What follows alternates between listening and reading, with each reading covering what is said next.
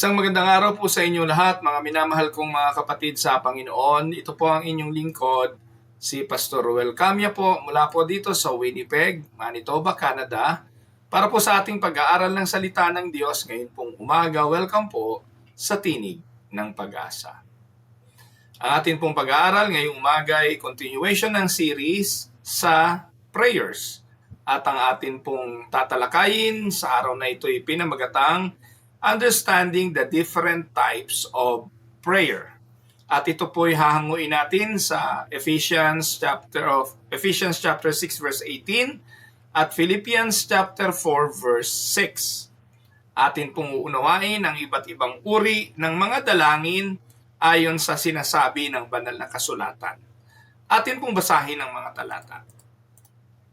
Philippians 4:6, do not be anxious about anything, but in every situation, by prayer and petition, with thanksgiving, present your request to God. Sa Ephesians 6:18, and pray in the Spirit on all occasions, with all kinds of prayers and requests.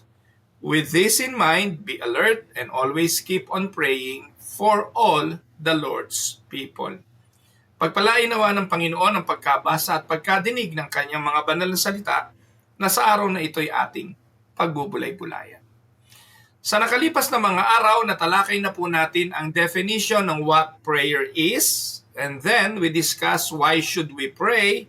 Kahapon po, tinalakay natin ang the Lord's Prayer, at ngayon namang araw na ito, understanding the different types of prayer.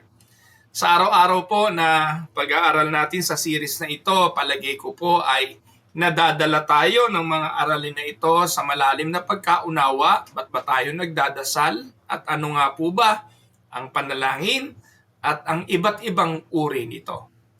Mga kapatid, prayer is the heartbeat of the Christian life. Amen po ba? Ito po yung hininga ng ating mga buhay espiritual. It is not merely a religious activity, but a living relationship between God and His redeemed people. Yan po ang katotohanan. At ang sabi nga, prayer is a Christian vital breath. Kung hindi tayo humihinga pisikal, naku po, di patay tayo mga kapatid. Sa spiritual naman, ang panalangin natin ay ang ating paghinga. Through prayer, we speak to God, not because He lacks knowledge, but because He lovingly invites us to commune with Him as children with their Father. Natalakay na po natin yan noong nakalipas na mga araw. At ang Matthew 6:9 ang sabi, this is how you should pray. Our Father in heaven, hallowed be your name.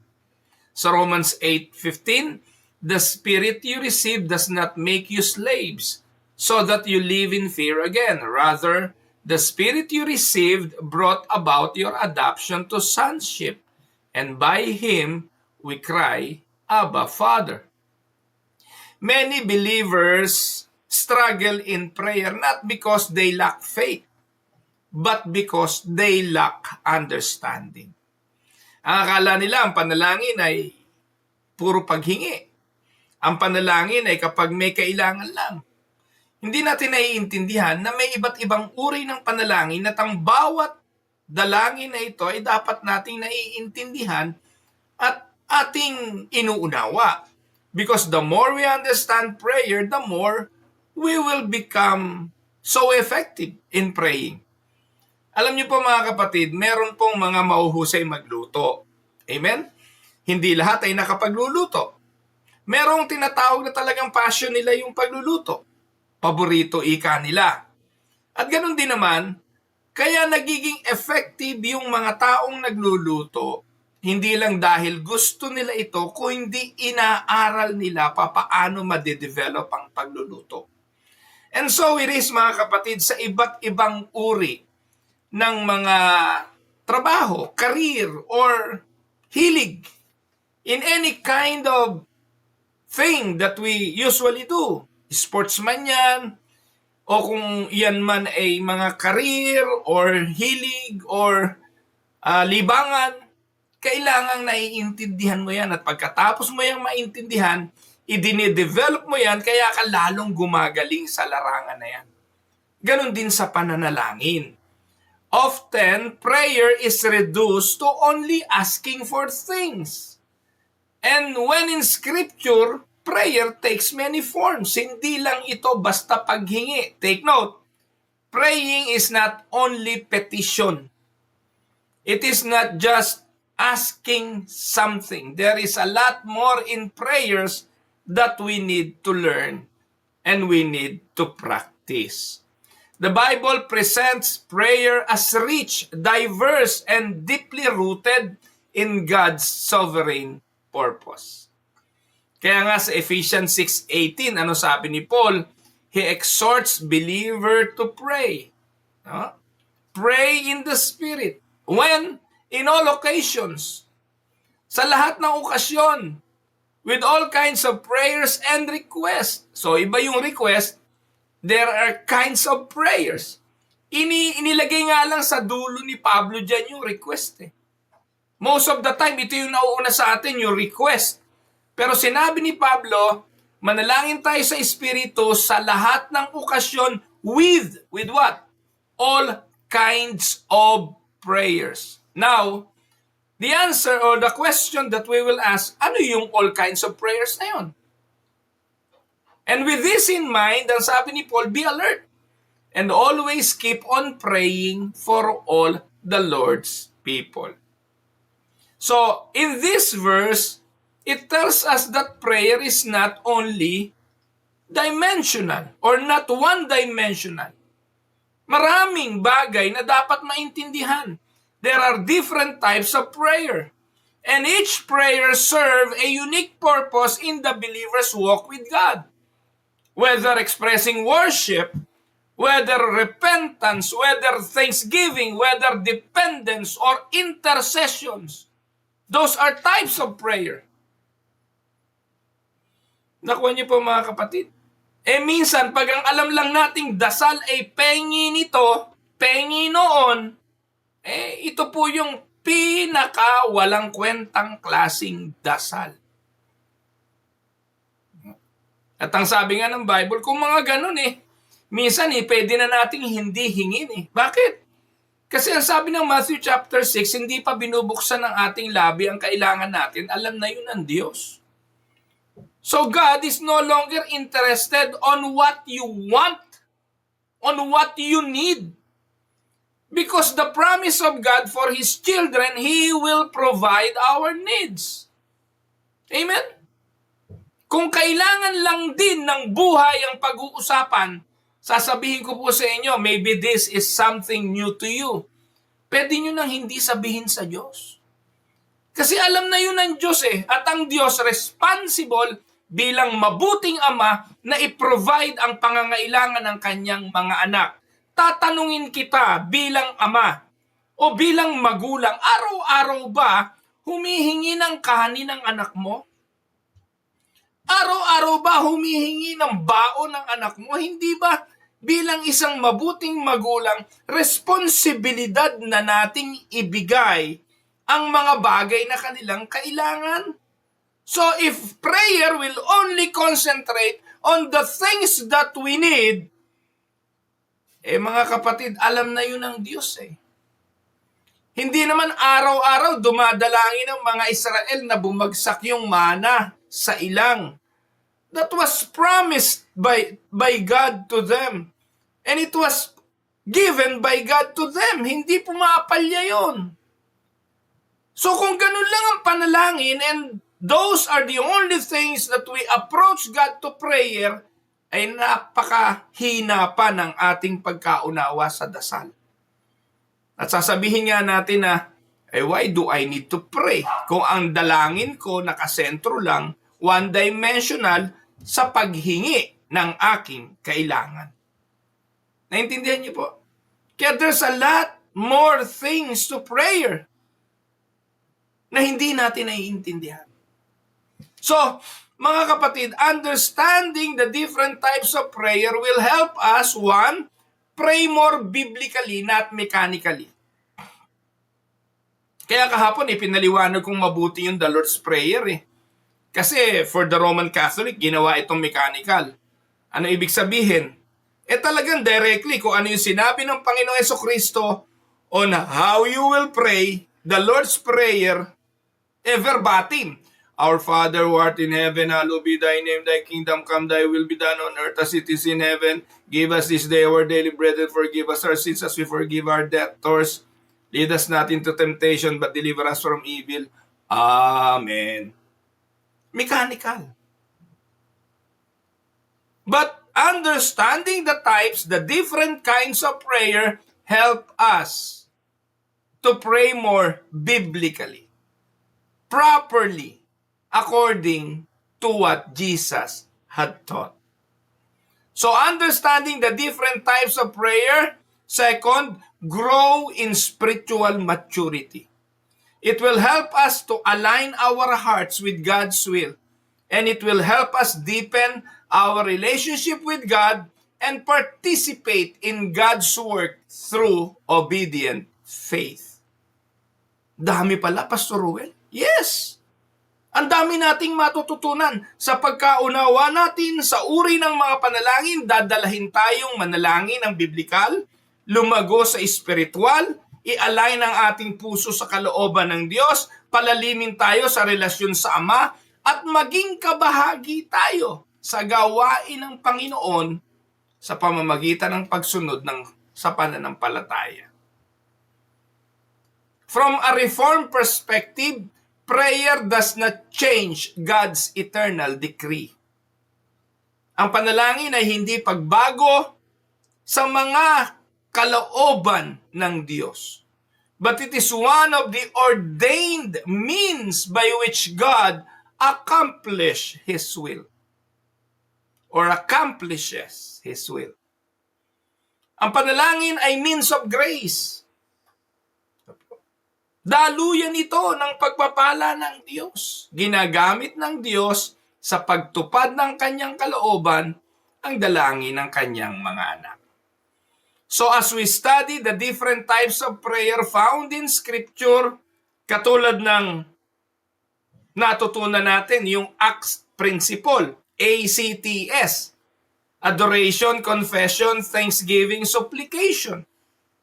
Pero meron pang iba dyan. Merong intercession, merong lament, merong prayer of surrender. Ang dami. So we will see how God shapes His people through prayer.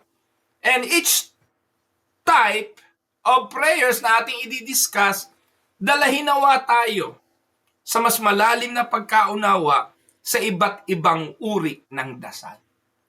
Kung bago ka lang po sa channel na ito at naligaw ka dito sa pag-aaral na ito, sana po maging kapaki-pakinabang, lalo na nga doon sa mga nasanay sa rhetorical kinds of prayer or yung mechanical types of prayer na paulit-ulit lang.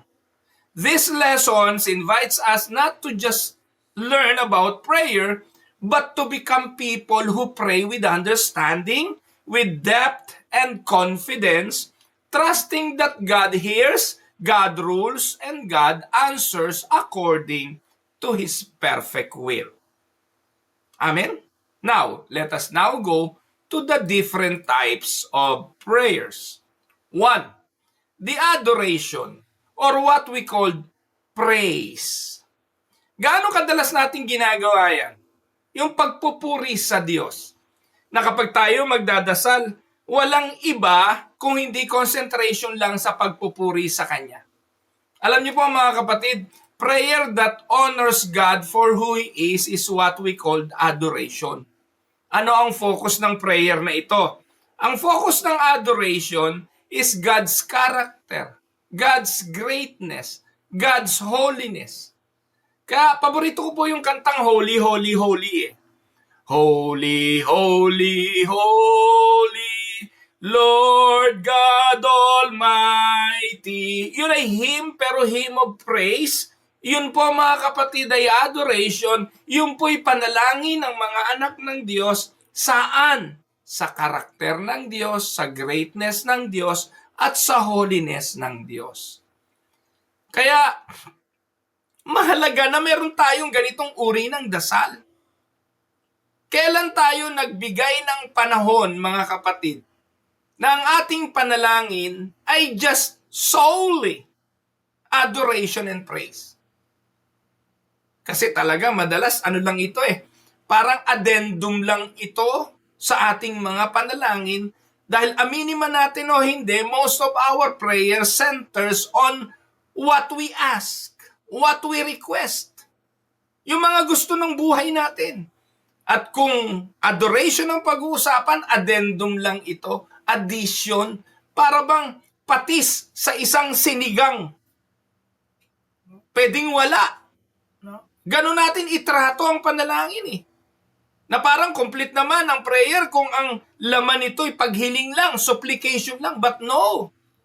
Hindi ito isang addendum, hindi ito isang patis sa sinigang, kundi napakahalagang sangkap ng pananalangin. Walang iniwan yan, mga kapatid, na nag-adobo ka ng baboy nang walang baboy. Hindi pwedeng tawaging adobong baboy kung sibuyas, bawang, luya, toyo, at suka. Hindi adobong baboy yun. Ganon din naman ang pananalangin, hindi matatawag na dalangin kung walang pagpupuri sa Diyos. Kaya ang example po ng prayer na ito, mga kapatid, ay Holy, holy, holy is the Lord. Isaiah 6:3. At maging sa aklat ng Revelation sa huling bahagi nito, sinasabi na ang mga anghel nagpupuri sa Diyos, holy, holy, holy. Kaya kung titingnan natin ang biblical emphasis, example ng prayer, no? Lord, you are sovereign, holy, and worthy of all praise. Those are sample prayers. And biblical emphasis, we begin with God and not with ourselves. Tandaan, prayer is God-centered and not self. Amen? So, ang laman ng dalangin mahalaga ay ang pagpupuri sa Diyos. Kaya kapatid, tumingin ka lang sa paligid mo maraming dahilan para purihin ang Diyos Tumingin ka lang sa nangyayari sa buhay mo, maraming dahilan para purihin ang Diyos.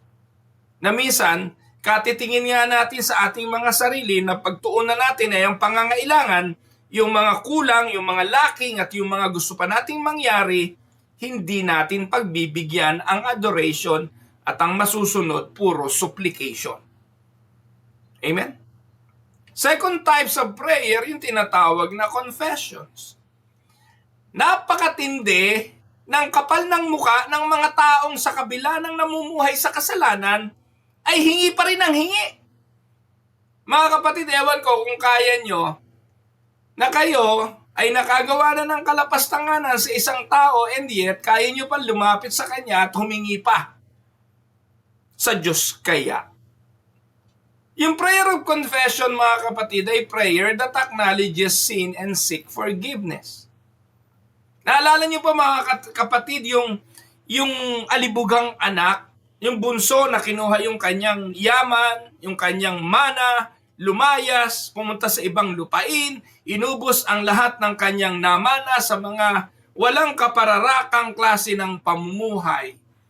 Nung siya ay nakapag-isip-isip, ang sabi niya, buti pa sa bahay ng tatay ko maraming alipin.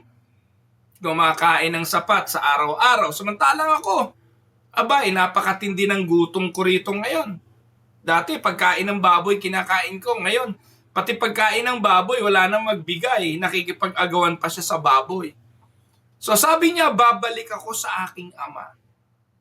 Sasabihin ko, Ama, nagkasala ako sa iyo. Huwag mo na akong ituring na anak.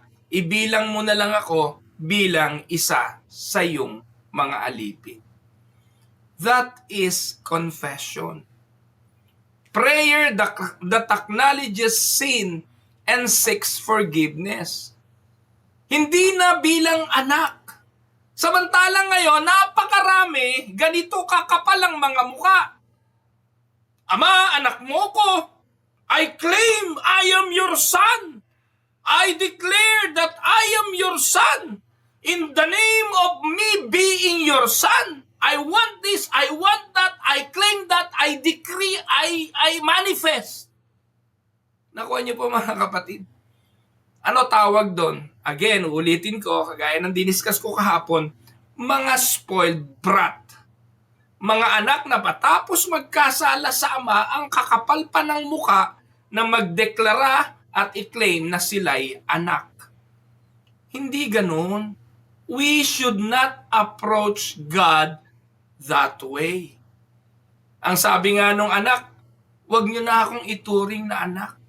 Dahil sa aking kasalanan, hindi na ako marapat na tawaging anak. Amen?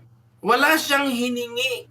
Hindi siya humingi ng singsing, hindi siya humingi ng panyapak, hindi siya humingi ng balabal.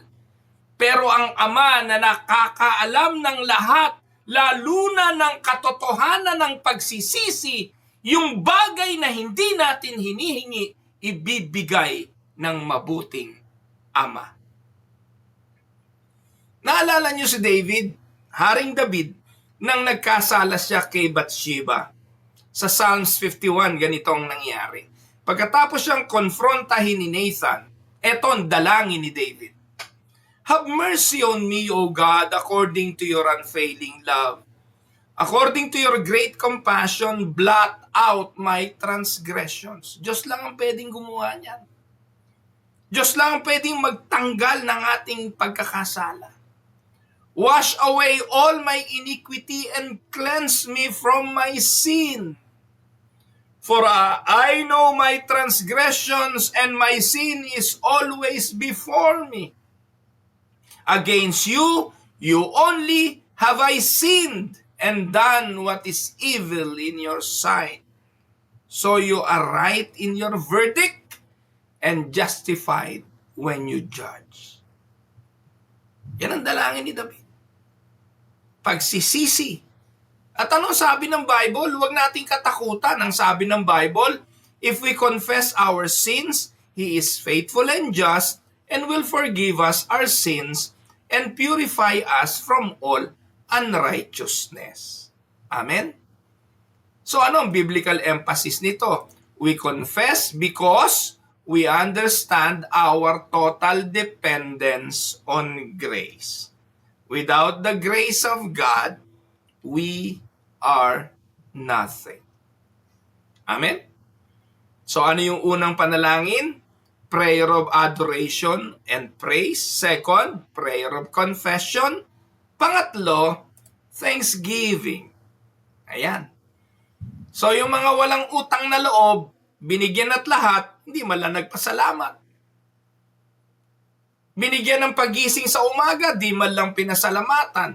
Binigyan ng pagkain araw-araw, di man lang pinasalamatan. Binibigyan ng buhay at hininga araw-araw, hindi man lang pinasalamatan. Kaya yung pananalangin ay pagkilala ng pagka-Diyos ng ating buhay ng Diyos. If you believe that you are the one providing everything in your life, hindi mo nga gagawin yan. Ganun ang paniniwala ng marami. Kaya siya may bahay dahil sa kanya. Kaya siya may kotse dahil sa kanya. Kaya siya may trabaho dahil sa kanya. Kaya may masayang pamilya dahil sa kanya. Puro sa kanya. Pero mga kapatid, kung kikilalanin nyo na ang lahat ng yan galing sa Diyos, itutulak tayo sa pasasalamat.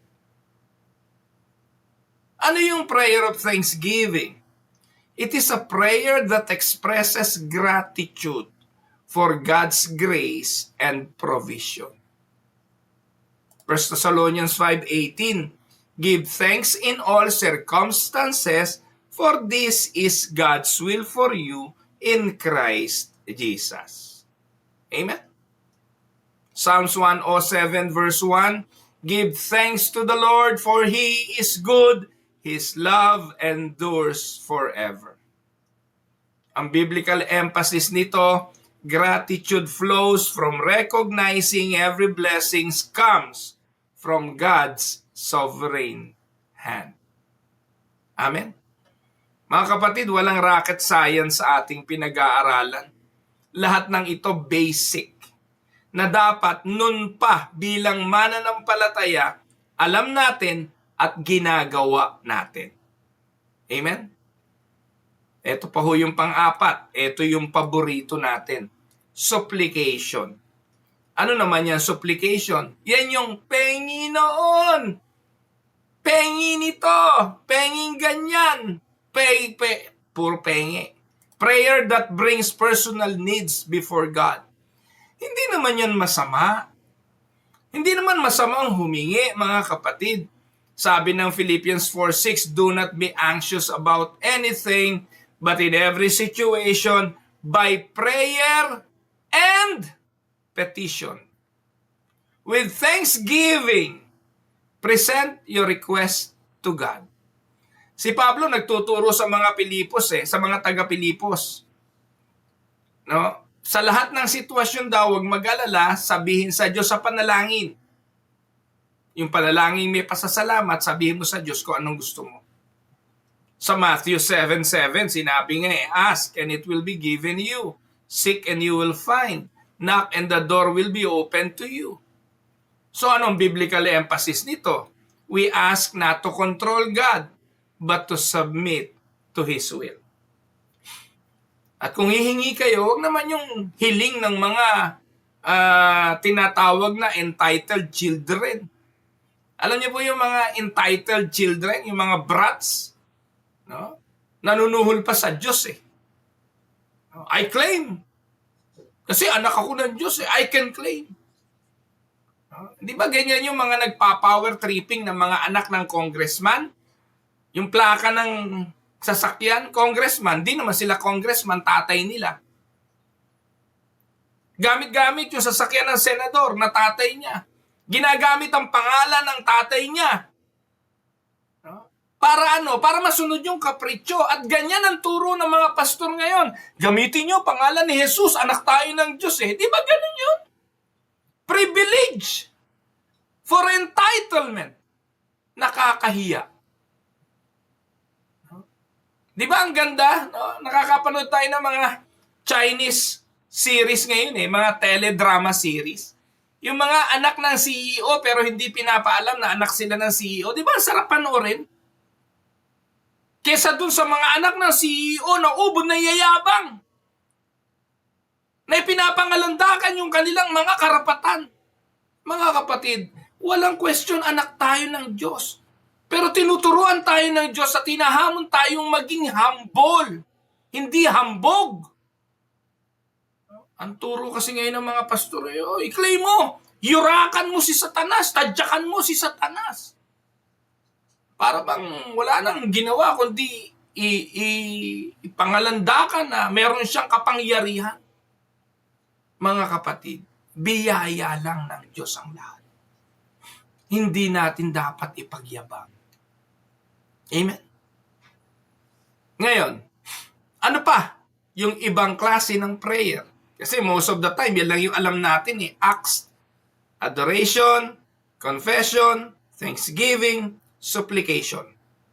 Pero ang dami pa Isa pa dyan yung intercession. Alam niyo ba kung ano yan?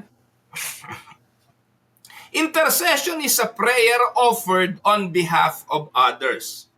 Intercession ay tagapamagitan, namamagitan. Take note, ang namamagitan buhay, hindi patay. Amen? So we don't come and ask prayer sa mga santong patay. Patay na yun No? Hindi na yun pwedeng mamagitan. Hindi tayo nananalangin kay Mama Mary. Patay na yon. Hindi naman nabuhay uli si Mary Hindi tayo nananalangin kay San Pablo. Patay na yon. Hindi naman uli nabuhay yon. Sila ngayon ay nasa piling ng Ama, hindi sila mga tagapamagitan. Ang sabi ng Bible, meron lang tayong isang tagapamagitan sa Ama at yun walang iba kundi ang Panginoong Hesukristo. Ngayon, ibig ba sabihin yan? Hindi na tayo pwedeng mag-intercede on behalf of others. Pwede. Halimbawa, may lumapit sa akin, Pastor, pwede niyo po bang ipanalangin ang mapromoto ko sa trabaho? So, idadalangin ko yung kapatid na yon. Ang tawag sa prayer na yon, interceding on behalf of others. Pastor, pwede po ba ipanalangin yung karamdaman ko? Yes, I will intercede. Interceding ang tawag doon. Ang sabi ni Pablo, 1 Timothy 2:1, I urge then, first of all, that petitions, prayers, intercessions, and thanksgiving be made for all people. Sabi ni Pablo kay Timoteo, hinahamon ko, una, sigit sa lahat, na sa inyong mga gawin ay manalangin kayo, humiling kayo sa Diyos, at mag-intercede kayo sa isa't isa para sa lahat ng tao. John 17:9-11, I pray for them, I am not praying for the world, but for those who have given me. For they are yours. All that I have is yours, and all you have is mine. And glory has come to me through them. I will remain in the world no longer, but they are still in the world, and I am coming to you. Holy Father, protect them by the power of your name, the name you gave me, so that they may be one as we are one. Ito yung tinatawag na prayer of intercessions ni Jesus para sa kanyang mga iniwang disipulo. Ama, sabi niya, ingatan mo sila ng iyong kapangyarihan. Ingatan mo sila ng iyong pangalan so that they may be one as we are one. Kaya kapatid, nananalangin ka ba ng intercession? Do you pray interceding to somebody or do you pray intercession for one another? Kaso minsan talagang ang ipinapanalangin lang natin yung mga malalapit sa atin. Yes, I know that you are praying for your children, for your family. Pero ilabas naman natin ng konti yung ating mga dalangin. Kasi ang sabi diyan ni Pablo, pray and prayers, intercession, and thanksgiving be made for all people. Mag-intercede naman kayo para sa mga may karamdaman kahit hindi kayo ganun ka-close. Minsan nga, pwedeng hindi nga nila alam eh. Pwede nga hindi alam ng boss mo sa kumpanya na you are praying for him. Pwede nga hindi alam ni pastor na ipinagpe-pray nyo si pastor eh. Hindi naman natin kailangang ipaalam doon sa tao na nag-intercede tayo on their behalf. Amen? Ano biblical emphasis nito? Biblical emphasis, God ordains prayer as the means through which God accomplishes His sovereign purposes. Amen? Ano pa ho? Pang-anim, petition.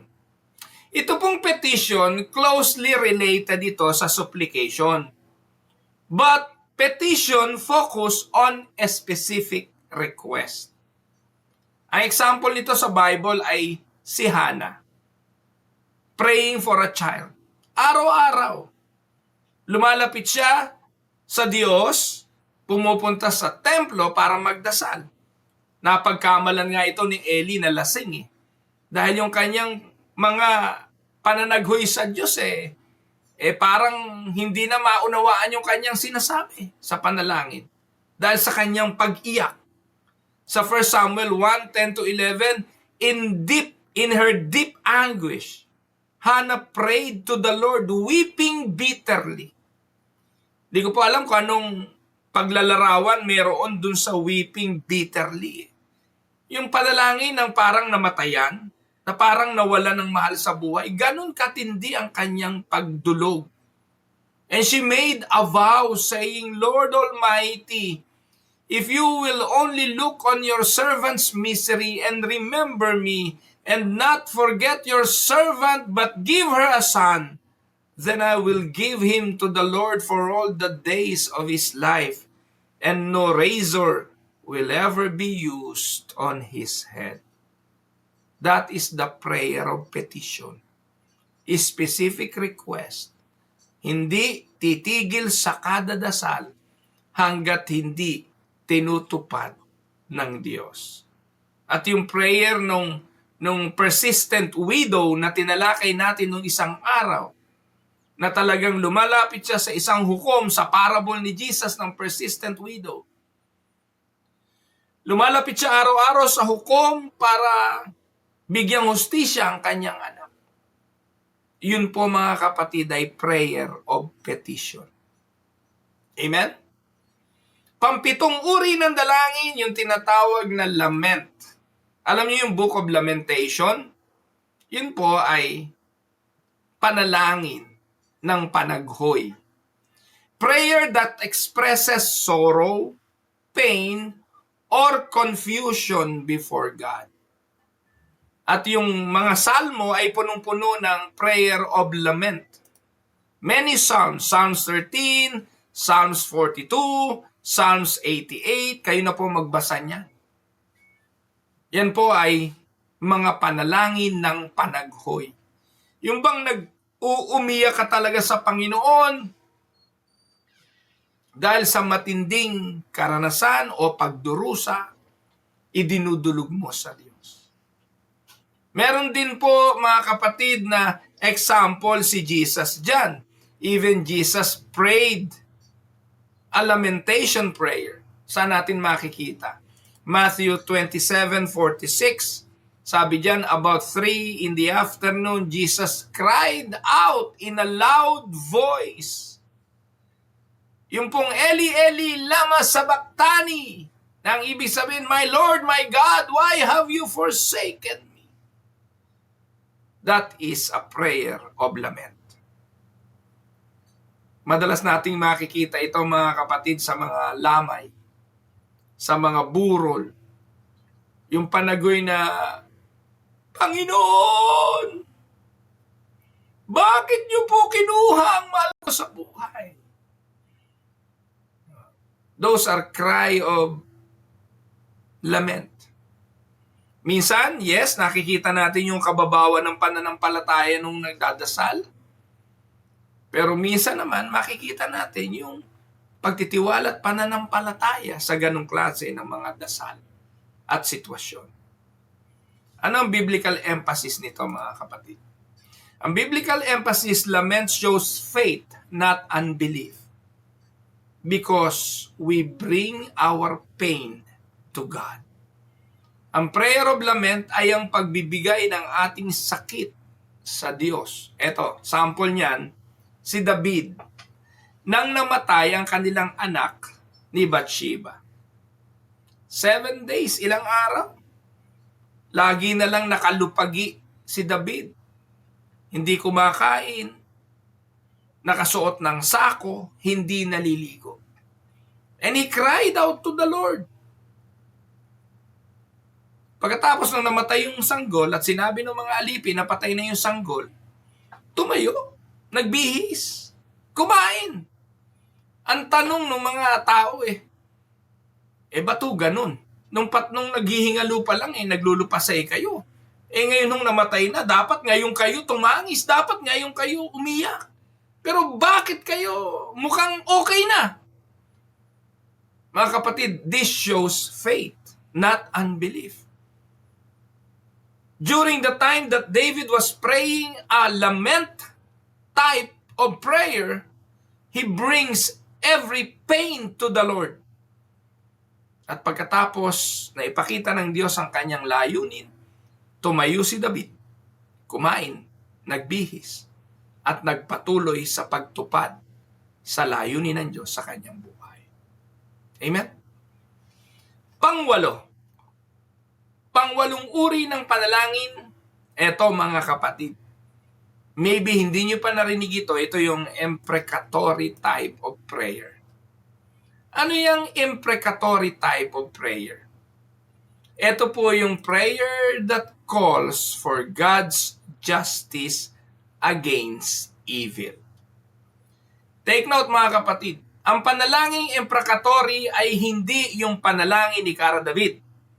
Yung panalangin ni Kara David ay hindi maituturing na matuwid na imprecatory prayer. Kasi ang panalangin ni Kara David Lord, patayin mo na lahat ang mga korap.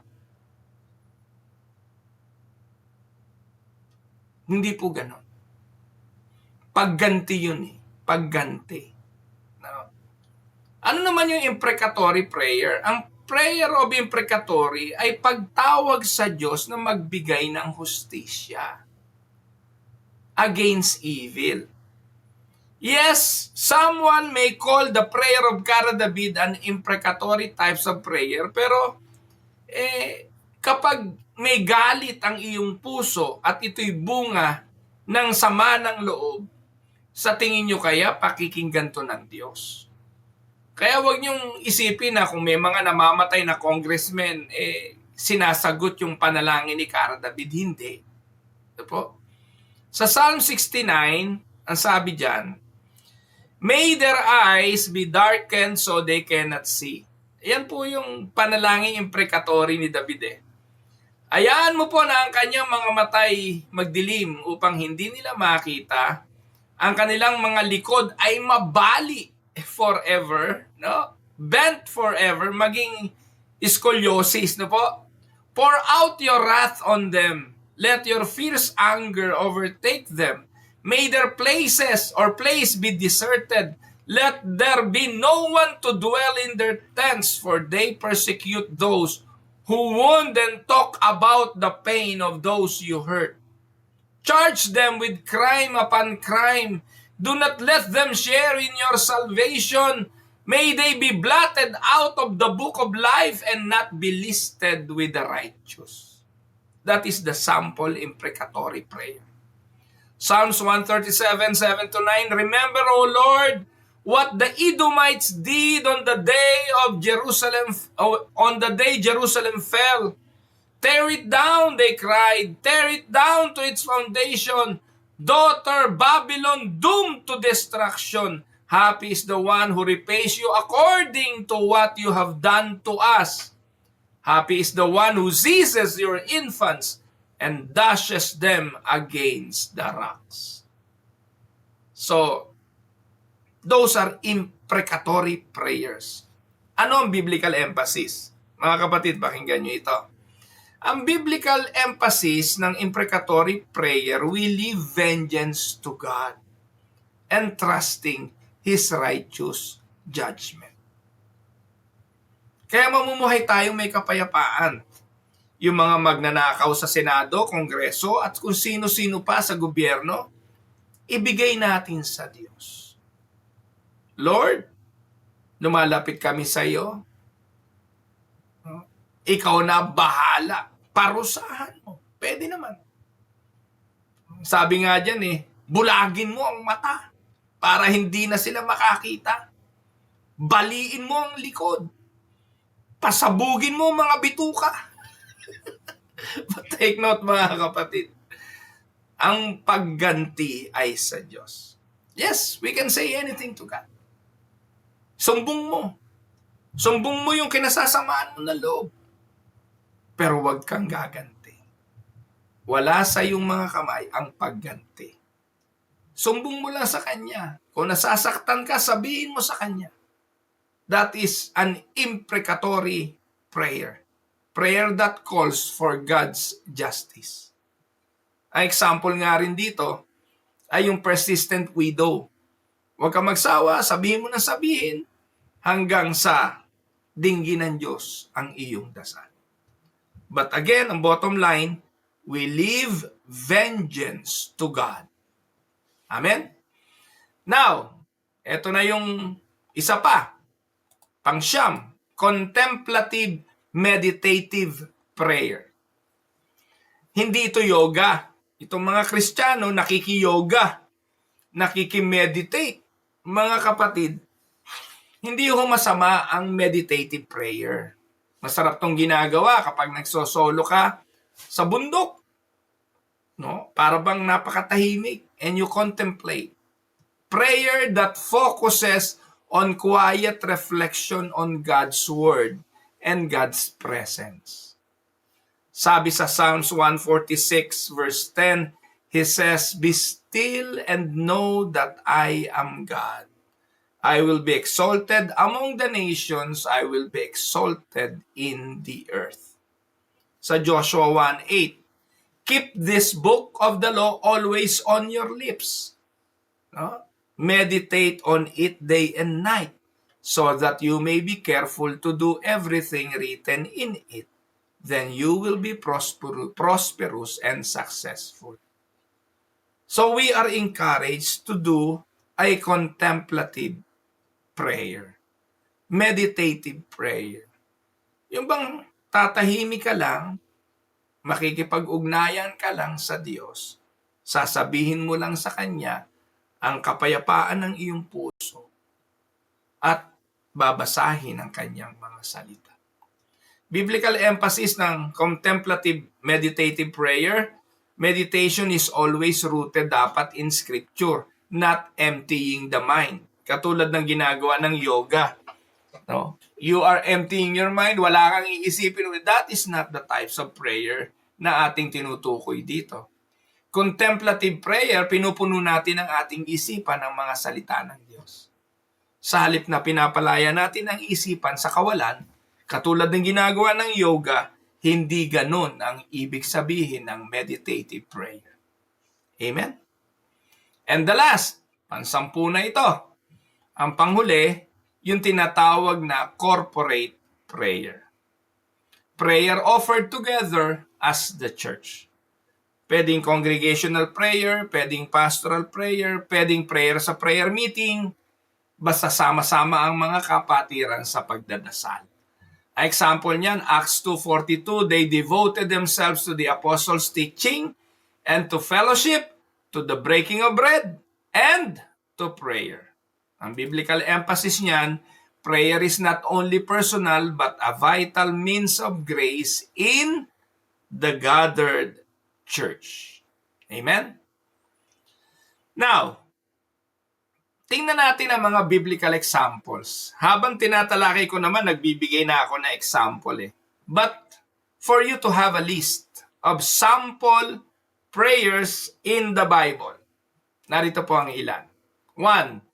David prayer of repentance, Psalms 51, 1-4, Psalms 10, at saka Psalms 12. David prays after being convicted of his sin with Bathsheba. Second, ginamit ko na sample to, Hannah. Hannah prayer of sorrow, 1 Samuel 1:10-11, 1 Samuel 15, at saka hanggang chapter 16. Hannah pours out her grief because of her being barren. Sabi nga ng verse 10, in her deep anguish, Hannah prayed to the Lord, weeping bitterly. Sa 15:16, I was pouring out my soul to the Lord out of my great anxiety and grief. I have been praying. So ang theme, God welcomes honest sorrow poured out in faith. Susunod, the Apostle Paul prayer of intercession. Ephesians 1:16-18. I have not stopped giving thanks for you, remembering you in my prayers. I keep asking that the God of our Lord Jesus Christ may give you the spirit of wisdom and revelation. Other strong intercessory prayers of the Apostle Paul, mababasa natin sa Colossians 1:9-12, Philippians 1:3-6, chapter 9 hanggang chapter 11, at Romans 10:1. That is his prayer for Israel's salvation. Ang theme, intercession is gospel-shaped prayer for others and for others' spiritual growth. Amen? Another example, si Jesus, his prayer of surrender. Luke 2:41-42, sa Gethsemane, Jesus cried, Father, if you are willing, take this cup from me, yet not my will, but yours be done. That is the prayer of surrender. You can also read Matthew 26:39, going a little farther, he fell with his face to the ground and prayed, Father, if it is possible, may this cup be taken from me, yet not as I will, but as you will. John 6:38, for I have come down from heaven not to do my will, but to do the will of him who sent me. Theme, true prayer submits fully to the will of the Father. Amen? And bilang final application, ang challenge, balance your prayer life using acts. Adoration, confession, thanksgiving, supplication. At bilang reflection questions, mga kapatid, o question rather, isa lang which area is weakest in your prayer life? Saang area mahina sa mga tinalakay nating iba't ibang uri ng dalangin? Saan mahina ang iyong prayer life? Tayo tumungo, tayo manalangin. Gracious and sovereign God, we thank you for the privilege of prayer, that you, the Holy Eternal God, invites us to draw near through Christ, being our only mediator. Salamat po sa pagtuturo na kami matutong magdasal ng iba't ibang uri ng dalangin na nakadepende sa iyong biyaya. And as we learned, O Lord, about the different types of prayer, may you shape our hearts to pray according to your will. Teach us to adore you for who you are, to confess our sins with humility, to give thanks in all circumstances, and to bring our request before you with trusting faith.